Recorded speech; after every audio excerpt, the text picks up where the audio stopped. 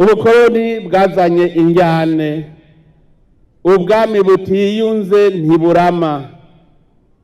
Turabizi iyo abenegihugu batakivuga rumwe ntibashobora kubaka igihugu. Usanze igihugu gifise umwami, kikagira abatware, kikagira ingabo, ico gihugu wewe wumva ugitwara utabanje kubacamwo ibice abo bantu.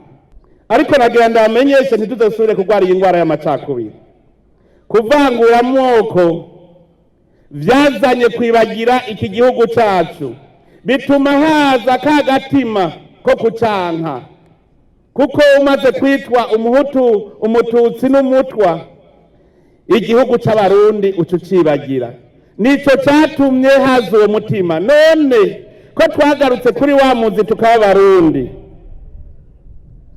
ndabasavye ubu rero dutangure kubaka iki gihugu cacu, kuko ndacabona abarundi bakibona Uburundi nk'igihugu kitagira bene co, baciyumvira ko ari igihugu c'abahutu n'abatutsi n'abatwa.